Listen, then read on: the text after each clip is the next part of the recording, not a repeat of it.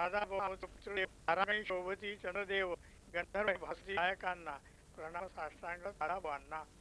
हरिकथेचे करुणी निमित्त श्रोत्यासी जे सांगती स्पष्ट हित धर्मोपदेशे पुरविती कामा नमो आम्ही कीर्तन सार्वभौमा. भारतात असलेले सुप्रसिद्ध असलेले व आजन्म राम लक्ष्मण बंधुवत प्रेम पालन करणारे आदर्श असे गायनाचार्य दादाबुवा बडोदेकर सुपेकर व कीर्तन सार्वभौम नानाबुवा बडोदेकर सुपेकर या उभय बंधूंनी मिळून श्री नारदीय हरिकीर्तनद्वारा धर्मप्रचार करून जनतेला धार्मिक वळण लावले. सुमधुर कंठपूर्ण आवाजाने समाजाला गाण्याने आनंदित दादाबुवांनी करावे तर नानाबुवांनी वेदांत निरूपण करून तसेच भारतीय परंपरेला सानुकूल अभिनय नवरसयुक्त आख्याने लावून समाजाला उद्धरण्याचा खरा मार्ग दाखवून जगदोद्धार केला. तसेच स्वतःचाही उद्धार करून घेतला. विशेष ताराग्रही बहु सुशोभित पादपंक्ती तो चंद्र पूर्ण कलतत् समभासताती. सद्भक्त शिष्य बहुवंदित पादपद्म तुम्ही विराजित ही कीर्तन सार्वभौम. भारतात सुप्रसिद्ध असलेले कीर्तन सार्वभौम नाना महाराज बडोदेकर सुपेकर यांची 7 दिवस कीर्तने जम्बूपेठ येथील श्री लक्ष्मण महाराज यांचे मठात 1966 साली श्रीमंत सौ मासाहेब महाराणी शांतादेवी गायकवाड यांच्या अध्यक्षतेखाली झाली. शेवटचे नारदीय कीर्तन ब्रह्मीभूत ब्रह्मनिष्ठ आप्पा महाराज सुपेकर यांचे श्री रुक्मिणी पांडुरंगा पुढे करून मागे साथीत उभे असलेले मोठे पुतणे व शिष्य कीर्तन मार्तंड संस्कृत विशारद हरिभक्तपरायण रंगनाथभाऊ सुपेकर यांना श्री नारदीय परंपरेची कीर्तन धुरा म्हणजे वीणा देऊन कीर्तनद्वारा धर्मप्रचार करावा असा आशीर्वाद दिला. तसेच दुसरे पुतणे व शिष्य पेटी वाजवीत असलेले श्री आप्पा महाराज संस्थानाधिपती गीता प्रवचन कोविद पुंडलिक महाराज सुपेकर यांना श्रीमद भागवत भगवद्गीता ज्ञानेश्वरादी ग्रंथ संपदा देऊन प्रवचनद्वारे धर्मज्वारी करावी असा आशीर्वाद दिला. नंतर कीर्तन महाराजांनी संपविले. पुढे संकेश्वर पीठाधीश जगद्गुरु शंकराचार्य जेरे स्वामी यांचे आज्ञेनुसार पूर्वांग उत्तरांग प्रायश्चित घेऊन क्षौरविधी करून शास्त्रोक्त पद्धतीने वेदशास्त्र संपन्न दत्तशास्त्री प्रकाशकर यांचे अध्यक्षपदी वेदशास्त्र संपन्न दिवाकर गुरु सप्रे गुरुजी यांच्या हस्ते अनेक ब्राह्मण गुरुजींचे समोर उपस्थित नागरिक शिष्य व समुदायासमोर ओम उच्चार करून संन्यास दीक्षा ग्रहण केली. परमहंस परिवारचिकाचार्य वासुदेवानंद सरस्वती स्वामी महाराज यांनी प्रसाद म्हणून दिलेली छाटी परिधान केली. सर्वांना नमस्कार करून आशीर्वाद घेतले तेव्हा त्यांचे नाव नारायणाश्रम स्वामी ठेवण्यात आले.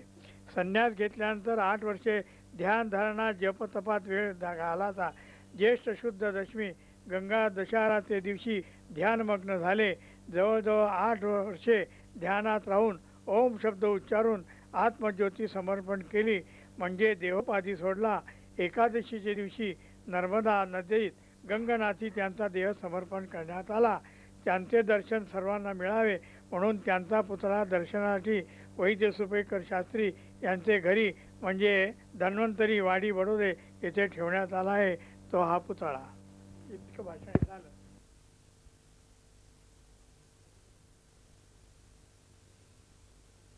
हरिभक्तपरायण कीर्तन भूषण कीर्तनेंदू कीर्तन केसरी कीर्तन झालं.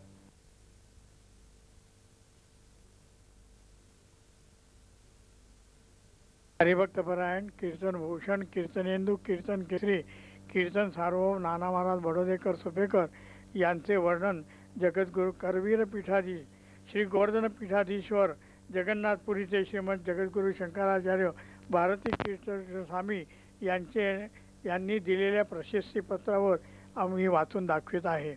अनेक तपाहून अधिक काल मुंबईत करीत असलेल्या चातुर्मासिक कीर्तनद्वारा श्रोत्यांमध्ये आत्मज्ञानाची व स्वधर्माची अभिरुची उत्पन्न केली. हरिभक्तपरायण व हरिदास ही विशेष श्रीचा अत्यंत हरिभक्तपरायण विशेषणे पुन्हा हरिभक्तपरायण व हरिदास ही विशेषणे श्रीचा अखंड सेवेने आपण सार्थक केले.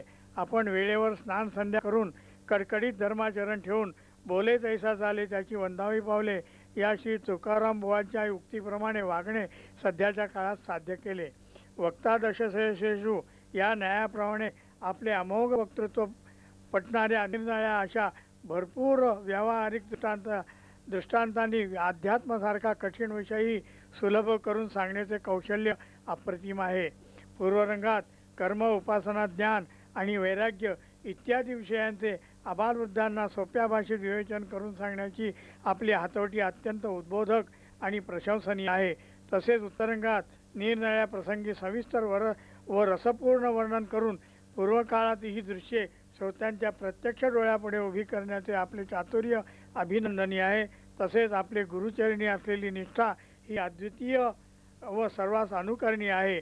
आर्यावर्तभर निरनिराळ्या क्षेत्री प्रवास करून मिळालेला अनुभव कीर्तनामध्ये श्रोत्यांमध्ये निवेदन करून आपण ज्ञानज्योती उत्पन्न केली.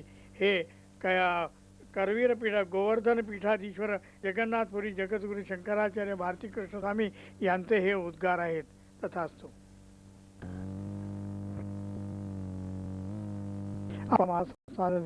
याचे मंदिर आहे. दृश्य आहेत. वरील समाज पुष्कळ समाजवर आलेला असून पाहुण्यांवर बसलेली आहेत आणि खाली विठ्ठल मंदिर, ज्यांचं आप्पा महाराजांचं विठ्ठल मंदिर काढलं जातं, हे विठ्ठल मंदिर असून पुढे महाराज उभे असून दर्शन करत आहेत. त्यांच्या जोडीला त्यांच्या मळी आणि राधावणी पण उभे आहेत. दिसत झालेला आहे.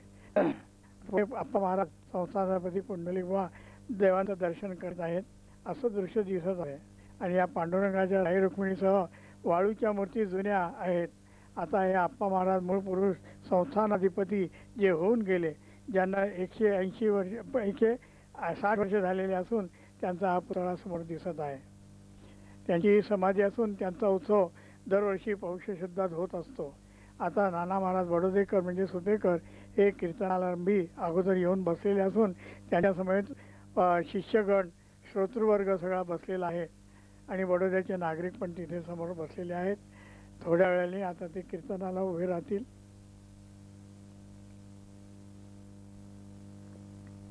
नाना महाराजांना शंकरबुवा सुपेकर वैद्यराज कथेसाठी घेऊन चाललेले असून मागे कीर्तनाच्या साथीस पेटीला पुंडलिकबुवा सुपेकर, तबल्याला निळकंठबुवा गुरव, शुक्लबुवा, नंदुरकारबुवा, रामकृष्णबुवा कानडे, रंगनाथबुवा सुपेकर आणि नवाळे हे मंडळी, शिष्य मंडळी कीर्तनासाठी उभे आहेत.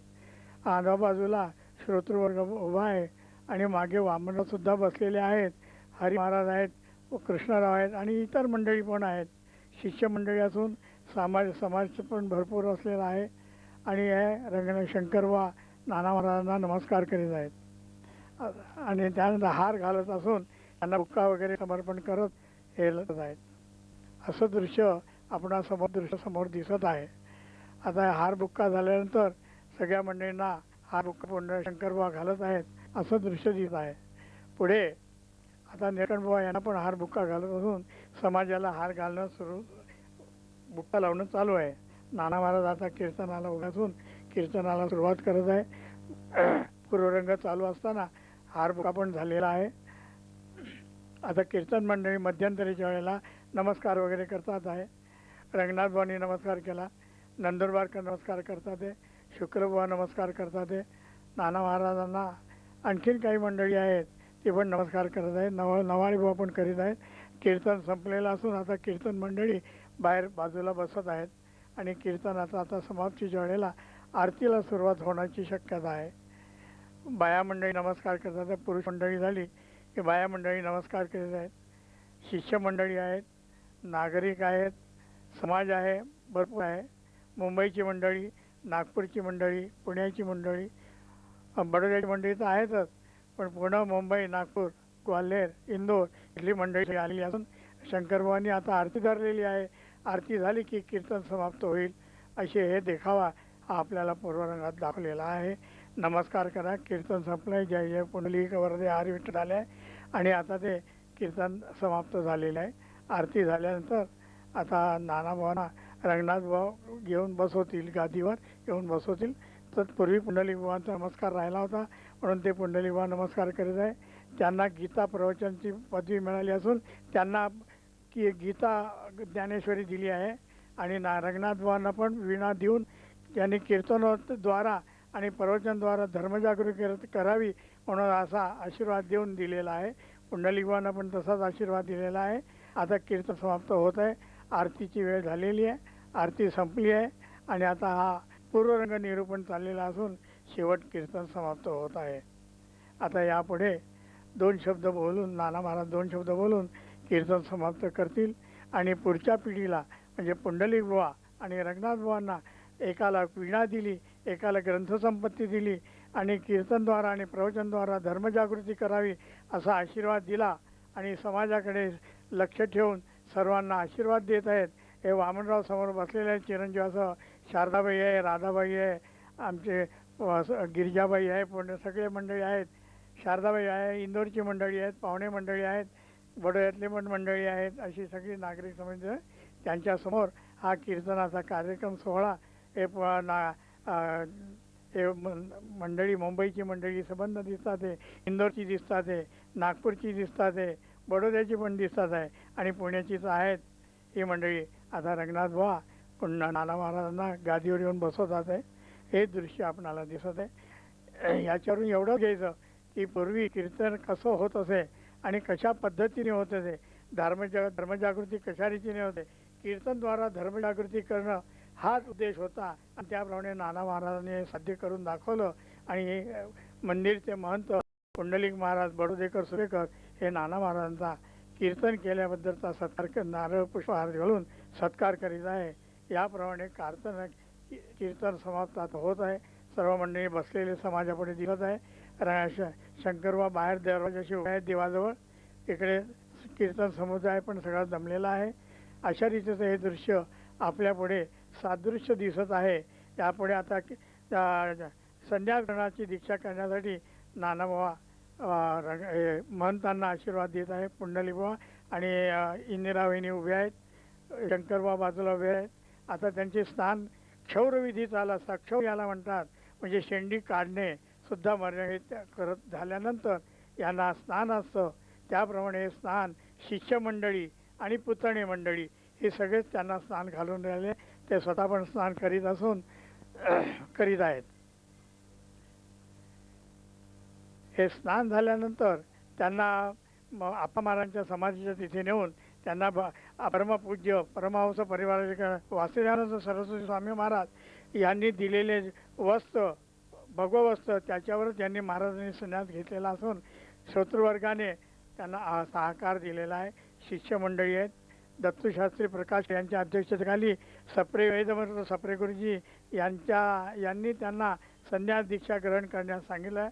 शंकराचार्य जेरेस्वामी संकेश्वर पीठाधीश त्यांच्या आज्ञेनुसार यांना संन्यास दीक्षा ग्रहण दिलेली आहे. नाना महाराजांना नमस्कार करीत आहे. पुंडलिक बुवा, शंकर बुवा, रंगनाथ बुवा, वामनराव इत्यादी मंडळी घरची मंडळी नमस्कार करीत असून शिष्यमंडळी पण नमस्कार करीत आहेत आणि त्या समाजाला नाना महाराज आशीर्वाद देत आहेत. शेवटी कीर्तन प्रवचन 2 शब्द बोलून अध्यात्मपर 2 शब्द बोलून नाना महाराजांनी समाधी लावण्यासाठी सुरुवात करत आहेत. तत्पूर्वी तिथे गजानन महाराज आले शेवट आणि त्यांनी नमस्कार केला आणि नंतर कीर्तन समाप्त प्रवचन समाप्त झालेलं आहे. आणि नंतर नाना महाराज यांनी संन्यास दीक्षा करून पुष्कळ म्हणजे जवळजवळ 8 वर्ष संन्यास दीक्षा ग्रहण केली. त्यानंतर 8 वर्ष समाधी पाहत होते, काही कार्यक्रम करत होते. वयाच्या 92व्या वर्षी समाधीस्थ घेतली म्हणजे ओम शब्द म्हणून निज धामाला गेले.